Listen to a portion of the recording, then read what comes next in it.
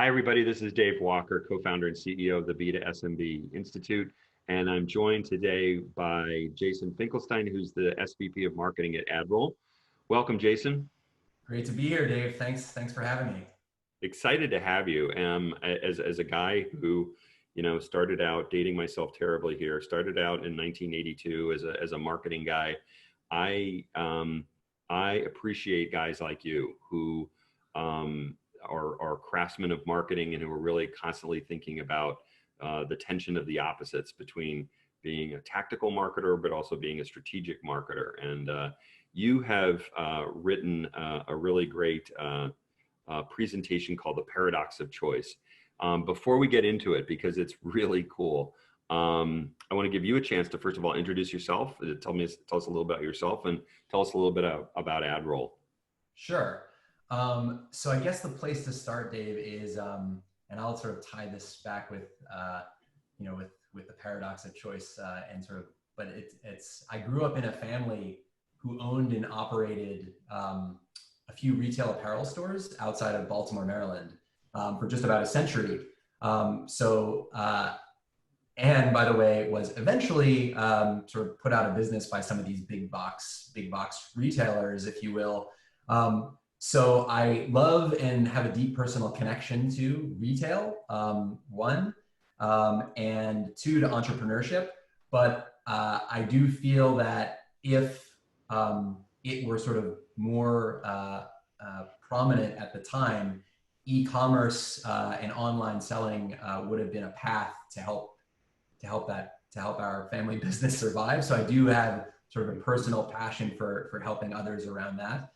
And then sort of the quick fast forward is that I went off to college and I was sort of an engineer turned product manager turned marketer, and worked largely in technology companies over the course of my career. And how I landed at Admiral was really, I've been following the company since its inception. I live in the San Francisco Bay Area. The company's based in San Francisco. And I did have a connection with one of the founders who, when he reached out to me, surfaced the idea that it might be an interesting time to join the company. And when I took a closer look, my observation was that what was happening in the market was very interesting, right? This sort of Cambrian explosion of e-commerce brands. And then at the same time, in parallel with that, this growing complexity of the shopper's journey, of the customer journey, right? Very, very sort of short attention spans across multiple channels. And so if you're a burgeoning small business or e-commerce brand, how do you manage that? So that was a really big problem that I had seen and that I knew that Admiral was out to solve. And at the same time, combine that with the fact that Admiral was on this journey to transform as a company, really in two primary dimensions. One is that it had built itself up as sort of a deep point solution around ads, right? Which was fundamentally based on more of a transactional customer relationship model, but was evolving to more of a marketing platform, so that marketers could manage many tasks from one place, which was based on more of a fundamentally, recurring relationship with customers. So that transition was exciting to me. And then the other was evolving the model of how the company acquired customers from largely this outbound model, which was sort of interrupting buyers, to a more inbound model, which is more fundamentally around understanding customers more deeply, figuring out how to give them value across their whole life cycle, and then delivering that to create this sort of inbound engine. So those dimensions on which Admiral was transforming and what was happening in the market just sort of made it a perfect and exciting opportunity and fit. So that's how I landed at Admiral. It's a really interesting story, and frankly, you just explained very well what the evolution of Admiral has been over the last couple of years. Because I think that this is an oversimplification, but thinking of Admiral as basically the retargeting guys is not at all where you are now. And how would you as succinctly as possible describe kind of your place in the ecosystem at this point? Does that make sense, that question? It does, but you actually you cut out for like 5 seconds. No, So I'm sorry. So you were the retargeting guys. Now, how would you describe yourself in the uh, ecosystem? okay. So yes, that's right. We were sort of very quick, brief history of time. Founded in 2007 by five technologist marketers. There were no ad tech tools for smaller companies at the time. So the founders sought out to democratize access to these new technologies that the big companies were starting to use. Company got famous for retargeting and for providing access for direct to consumer e-commerce brands before direct to consumer was even a thing. And that mission has been carried through to today. Over the course of history, we've grown beyond those legacy ad routes and have become more of a robust marketing platform built for direct to consumer e-commerce brands. So that's the way to think of Admiral today. Um, Okay, that's a terrific description. So, talk about talk about the marketer's dilemma right now. What you describe as the marketer's dilemma. yeah, so a couple of things going on in the world right now. One is that you have this Cambrian explosion of brands, right? Almost overnight, you went from some of the big names, right? The sort of Gillette, Samsonite, Sealy, right? Purina, CoverGirl, these sort of big brands to this sort of now really noisy, crazy Lumascape of Mhm. hundreds of brands, right? So you have many, many more brands because, right, you have now all these e-commerce and online, Shopify sort of e-commerce platform tools that enable companies to go online. Then you have sort of this more complicated customer journey at the same time, right? People don't remember brands when they don't purchase, right? So that's one part of the problem. And then on top of that, the customer journey, the shopper's customer journey has gotten way more complicated. You have something like 56 retail consumer touch points from first intro to actually getting a sale. You have people spending 177 minutes on their phones per day, but spread across 150 different individual checks. So you have like a 70-second average session length, right? People are just sort of like zooming in, zooming out, zooming in, zooming out. How do you capture people's attention? And how do you manage customer journey across Facebook, Instagram, Twitter, Pinterest, Google, YouTube, Spotify, Amazon? How do you manage that? So complex customer journey, more competition, more people going online, and as a marketer, you're told, oh yeah, you can. So that's your problem. Go solve it. And there are dozens and dozens, if not hundreds, of tools. So the paradox is fundamentally about you have a bunch of different problems, and yet you are being pulled in the direction of getting a bunch of different tools to solve them. But doing that takes an enormous amount of time and requires enormous context switching and enormous cost. So the paradox is actually you think you ought to be getting more tools when actually you ought to be maybe getting less tools. That's how I would sort of sum it up in a nutshell. And so the human nature, I think, is to solve complexity with complexity, right? But you believe that this dilemma of frankly too much choice really manifests in the form of what's available to marketers to frankly solve that complexity problem that you're describing. Talk Yeah, about that. that's right. So I would say your point about complexity is right, and I think that's part of this is where I would say marketers have been duped, and there is a little bit of training to believe that the more tools that you have, the easier your job will be, right? The more complex the company, the more complex your systems for managing it. But 20 tools later, and your marketing and your attention, frankly, are all over the map, right? And the tools end up running you. More tools on one hand feels like it lets you do more things, but it also means your understanding of your customers is a little bit more disjointed. Your data lives in silos, which makes your job as a marketer more tedious.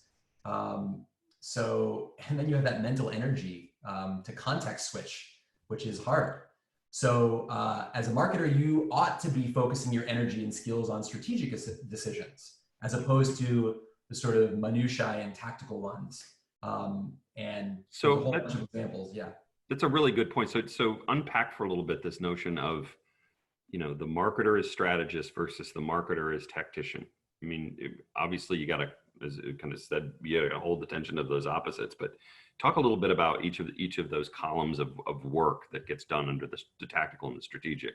Yeah. So tactical elements like list building or sort of bidding on keywords, there are tools that automate those things. And by the way, there's some things that machines today are way better at humans than doing. So there's no reason for a human to step into those things. So seeking tools that can take some of the minutia and take them off your plate so that you as a marketer can focus on some of the more strategic elements like partnership. A machine can't do a partnership, right? Identifying a partnership that makes your brand and the partner brand stronger is not something a machine is going to do for you. Killer campaigns and killer creative that make you proud to be associated with them. Again, probably a machine is not going to do that for you. These are the things that actually why I think many marketers actually got into marketing. It makes it fun. That's what makes marketing fun in the first place. So decisions that create better customer experiences and turn browsing customers into loyal ones, those are sort of the strategic decisions that you ought to be spending more time on as a marketer. So a lot of leaders that I've been speaking to the last couple of weeks talk about the times that we are in, providing them an opportunity to really step back and address the things that they are doing that are the wrong things, basically. Yeah. As you look at this complexity of combination of kind of strategic assignments versus tactical assignments, and I don't know if you know the number, how many MarTech tools are out there at this point? Is there a census on that? I've seen various. So there's not just one Lumiscape. There are multiple Lumiscapes. Right. I think it's safe to say there are thousands. Yeah, I agree. There have to be at least thousands of different options for you to pick up tools, which I agree with you. They suck you in. You feel like I bought the tool. I need to use the tool. Yeah. But what do you think if this for the CMO who steps back and says, okay, I'm going to use this as an opportunity to simplify. What do you suggest that they do? So I think of it as a Marie Kondo approach. If you're familiar with that, Is she's the Asian woman who just comes in and like totally simplifies your life, right? That's right. And in fact, Okay, it's more about sort of physical space, right? Sort of less is more is the simple way to think about it. Right. And so there are a couple of different ways to do that. And looking at your marketing stack, for example, in the Marie Kondo approach, is maybe the useful lens to use. And so how do you figure out what you need and what you don't need? I guess my first advice would be you should think about a framework. And by that, I mean some prioritization mechanism that helps you stack rank the importance and value of each of your tools. And that can be a number of different things. It could be ROI, it could be anxiety, it could be time savings. There's a bunch of different lenses you could use, and they might be different things for different people or different companies. But figuring out a prioritization mechanism is just a way to force you to help you focus on what's important, some of the more strategic things, and maybe less of the tactical things. Then there's this element of figuring out what sort of the essentials are. If you sort of look across the board and figure out the elements of which tools are most important to your business and help you do your job well, and then draw a line and make a hard choice about what to let go. Then there's also this element of, it may or may not be attached to sort of business success per se, but that is this sort of self-awareness of what you as a marketer like to do and are good at, and then what the machine is maybe better at, if that makes sense. So, just because you're good at it doesn't necessarily mean that that you should or shouldn't be doing it. But I do like to think if somebody is passionate about something, it makes them sort of more excited and better at the job. So if it happens to overlap with connecting more to the business, great. And then I think there's certainly, as a marketer, I think it's important to always think about the customer lens. So like considering the customer experience, if you will. So if you're not sure what's going on, what's going live, where, when, and to whom, you can bet your customer journey is probably just as scattered. And so taking that lens to your tools around, does it help me understand more deeply my customer journey? And then there's this data lens as well, which is at the end of the day, like marketers are often asked, and frankly, very frequently, they have to sort of manage to their boss, right? Hey, what's working, what's not working? And so if you're spending time, just sort of creating reports and not doing marketing, then is that the best use of the marketer's time? So you do have to report to your boss, and the reports need to sort of report to you. So the tools should work for you. You shouldn't avoid data because it's too hard to collect, but your tools should certainly help you make sense of the data. And so I would think of those as examples of filters you can use to help sort of stack rank and prioritize.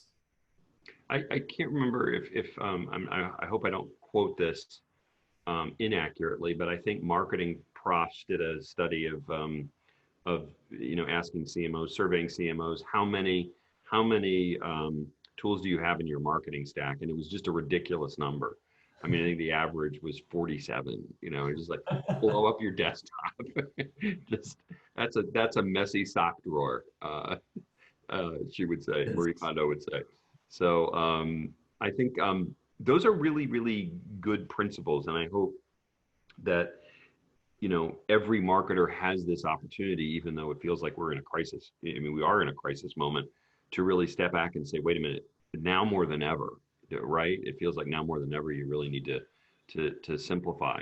So as you have applied this internally to Admiral, has it bled out at all into your partners in sales, your partners in operations, product development, et cetera? Just the whole simplify mission? So there's, what's interesting, one of the first frameworks, I suppose you could say, I introduced, marketers always thinking, how do I sort of take this complicated concept, distill it down into something simple, and then make it memorable, and then repeat that thing? So I actually used this, it's basically just like alliteration, right? So words with the same first letters to help the team remember the mission, the sort of journey that we were on. And they stemmed really from my observations around how the team was working. But so my last name is Finkelstein, so it starts with an F. So the words I came up with started with F. And the three Fs, the sort of thematic focuses that if you ask, I think everybody on the marketing team remembers these because they all start with F, they're one word, and my last name starts with an F too. So the first was flywheel, alluding to the HubSpot flywheel, which is really a picture and a word that fundamentally distills the idea of customer centricity. Obviously it's more about understanding your customer more deeply so that you can figure out how to give them value across their whole journey. And then actually delivering it so that you can create this sort of deeper relationship with your customer before they ever become customers. And so the word flywheel was designed to help the team remember customer centricity. The next one was actually the word focus, which is fundamentally about this Marie Kondo approach. And that can be applied in many, many different ways. It can be applied on sort of the individual marketer's day-to-day task list. Right, which helps to solve, or even how teams work together, which helps to solve this this interesting problem of bike shedding, where people tend to focus on trivial tasks as opposed to the harder, more important ones. Which, by the way, as a quick aside, came from this this model of this guy who created this metaphor around a team designing a nuclear power plant, and they didn't spend their time focused on how to design the nuclear power plant, but the bike shed next door where everybody would store their bikes. So obviously not important when you're designing a nuclear power plant, but they got caught up in this trivial task. And so team members, when you're running a team, can get pulled into that. So focus was to help people remember, listen, it's important to have a framework to help you prioritize the important, and you can draw the line and ignore the unimportant. Now you should use it. So similar to the Marie Kondo approach to your marketing stack, that's where focus comes in. Is listen, you have to take a hard stance on, if you got 47 tools, you're going to need to draw the line somewhere, because that's just way too many socks in the sock drawer, right? Right. And so what framework do you use to draw the line? That can be managed, across the team. And then the third F was fleetness, this idea of being agile and nimble and adaptive to what's happening in the market. But I did very early on impart focus as a theme for even the whole Admiral marketing team. And that has now carried over across the whole company. The whole idea of customer centricity, the flywheel effect, and the whole idea of focus has started to creep into the customer success function and the product function and the sales function, which is exciting to see. No, those are really solid principles, and I don't mind the alliteration. I mean, I started as a copywriter, so I love alliterations. So I want to contextualize this a bit Yeah. Because I think that you're bringing forward in the paradox of choice. You're bringing forward what I think is an evergreen dilemma. Marketers will always, business people, frankly, will always look at complex situations with complex solutions.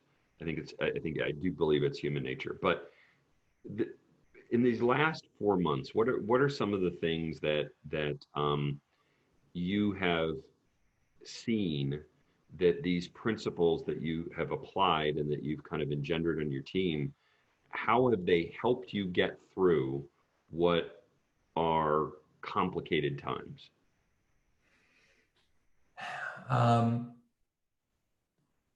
Yeah, that's a good question. So especially with COVID and everything that's happening in the world, our customers have told us that their budgets are tighter than ever, right? And teams are smaller. So on one hand, their sales might be doing well, but it is creating more background work and chaos to keep it up. So with everything going on and tighter constraints, you should be able to, trust your tools and your marketing stack to help you, and you should know exactly what you've signed up for, how it works and how it can help you.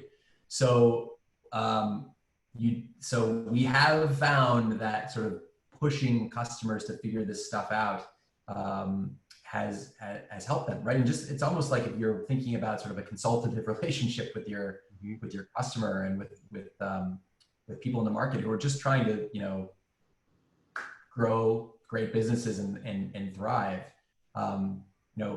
Forcing them and helping them to think about sort of harder questions and sort of that are more impactful as opposed to some of the more trivial ones, maybe. We've found that to resonate. And it echoes something that Todd Wilkins, who's the Chief Product Officer at ShipStation, said the other day, and that was that it's okay right now, especially, to be a little pushy with your small business customers, and to even be a little bit arrogant, and to say, no, you really need to do it this way. And they need that help. They need to provide their own kind of flywheel focus and fleetness to respond to their challenge, and they appreciate the push. Yeah, and Dave, honestly, also to layer on top of that, they, in many cases, people sort of reacted to COVID as almost like sort of like the deer in headlights where they're like, we've never seen this before. I don't really know what to do. And so pushing them to be, sort of, hey, look, what are your company values? What stance would you take based on what you see happening in the world? What sort of how would you change the visuals? How would you change your messaging? How would you change, calls to action? Right, forcing those conversations has actually resulted in some really interesting outcomes. We do have some customers who, like, early on in COVID, I think it was like this company called Beta Brand, who was almost like a yoga pants, but that you could wear in work. And they had all these sort of pictures on the website of people who are like out and about in the real world and in the office. And they eventually very quickly moved to reshooting photos, obviously a socially distant way that now replaced the pictures on their website with a bunch of people sort of doing the work from home thing, right? And that actually resonated very deeply with their customers, who are like, yep, that is me, right? That's resonating because I'm in that world. And it's sort of small and nuanced, but that is the idea of, deeply understanding your customers, understanding what's in their minds right now, and finding a way to connect with them, which is really sort of what being a marketer is all about. Terrific example. I mean, do you think that are small businesses, I don't mean to make it a blanket statement, but are they ready? Are they ready to, from the interactions you've been having with your, I know many tens of thousands of customers, are they ready to make the changes they need to make, like you just illustrated? I think what drives that, and this sort of comes from my observation of my own family's business from way back in the day, there is this sort of David versus Goliath mentality, of like, we're sort of like fighting the big guys. It's an unlevel playing field, but we're up for it, and we're like, this is about like defending our family business, or like, sort of the little guy winning.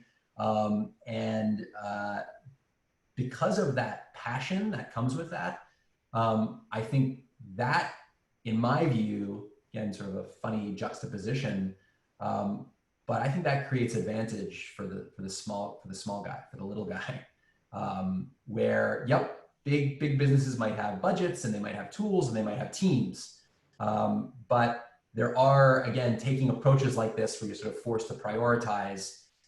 Look, big businesses are like the Titanic, right? It takes them longer to turn the ship. And so if you think about it, sort of art of war style, like, what advantage do you have as a small business? You can make decisions more quickly. So that's what they ought to be doing, using that to their advantage.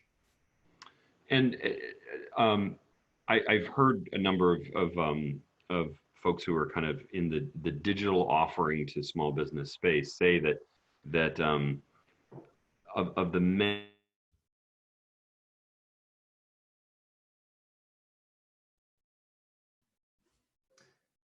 Hey, David, many small businesses who really did not have, who rushed sorry, to put one in. I lost you. You cut out for like five seconds again. Sorry. Okay, sorry. I'll start over. So a lot of people are observing that that small businesses who have had to rush into e-commerce capabilities are recognizing pretty quickly that consumer expectations are that they be Amazon, that they have all those features and functions, and where that, and once they got through the momentary panic of, I'm not Amazon, I can't do that, I'll never be able to do that, they're actually redefining their own customer experience that they want to offer, that is different than what Amazon offers, and they're finding a lot of success with it. I'm fascinated by this, because I think part of human psychology, a deep part of it, is this nostalgia, right? And whether it is you grew up in a small town and it's your association with Main Street, sort of small town Main Street, or you grew up in a city like New York or San Francisco and your association is more with Mission Street, right? Or Broadway or Canal Street or whatever it is. The point is that nostalgia is around, I can get this special thing from this sort of one of a kind store on this, Main Street, right? Or Mission Street, this physical retail location. Now, COVID has created an interesting opportunity because now there's this enormous rush to even, people who never would have shopped online before are now being forced to shop online and are getting comfortable with it. And it's now pretty habitual for them. So so there is this opportunity to build that sort of, there's no real main street, online main street, but to build those relationships, those connections with brands. I think that's where the direct to consumer, right? Sort of the online, the e-commerce brand has the opportunity that like a big brand or an Amazon doesn't have, right? Amazon is this big behemoth and has sort of become, a little bit generic. It's gone from sort of, sexy 20 years ago to a little bit more generic. Okay, I just buy everything from Amazon. They're like my everything store. But I do think smaller businesses can capitalize on this human nostalgia and this need and desire to want to have more of a personalized relationship with a brand where they buy their flip-flops or their mattresses or their toothpaste or whatever it is, and build that deeper relationship. That's another advantage, by the way, that I think small businesses have. My friend from Greg Powell, Funbox, tells a great story of going before this all happened, being down in San Diego, where he grew up with his parents, and there's a local bookstore that he's known and he's patronized forever, and he comes home to San Francisco, and he wants to, he's kind of habituated himself to buying books on Amazon, because he's not back home with the local bookstore. But he actually reaches out to the bookstore owner and says, how are you doing? How are you finally building some e-commerce capabilities? And she, to cut to the chase, she said, let me send you a list of 30 books that I think you should read in the next 3 months. So she did. And he said, great, I'll take all of them. Because it was, and he said he knew with great confidence that what she provided had a significantly more human intelligence versus artificial intelligence, Yeah. Connecting him to things that he would read and he would appreciate. And he said it was so well curated that he said, I had no idea she knew me so well. And I thought that was just a terrific story. And that is kind of, I hope that's the paradigm by which a lot of small businesses can succeed. I Yeah, know. look, look, that's that's the marketer's dream, right? So personalization and relevance. Right. And that, she nailed it for that customer. And I think, would you say that even though that potentially runs the risk of being a one at a time response, which kind of denotes fragmentation and complexity, it still does not need to be solved in a complex way? Yes, absolutely. There are again, you have to sort of step out of the weeds, and like that's the end game, is to do what you just said, providing the curated list of 30 books at scale for all customers. Wouldn't that be amazing?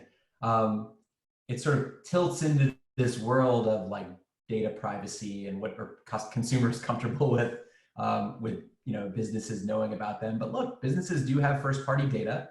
There are platforms where you can store that data, and there are platforms that have intelligence to help you not maybe do the curated list of 30 across all of your customers, but variants of that, right? When it comes to, again, sort of relevance and personalization, right message, right place, right time.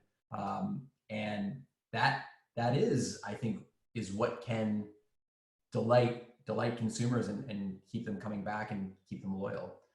And you have this overlaying element of that nostalgia piece, right? That I want to have a connection with a small brand, which again, I do believe fundamentally exists in people, right? They inherently sort of favor the underdog, right? It's human nature. This has been terrific, man. I mean, I appreciate your perspective and and bringing so much of this experience to bear on what I think is a complicated situation that shouldn't be addressed with complexity, and we really shouldn't submit to the paradox of choice. We should actually try and engage it and beat it. Damn it. So, I can't thank you enough for doing this on behalf of all of your fellow marketers who I'm sure are watching.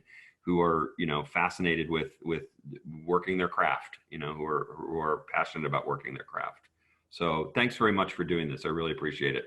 My pleasure, Dave. I loved it. Anytime.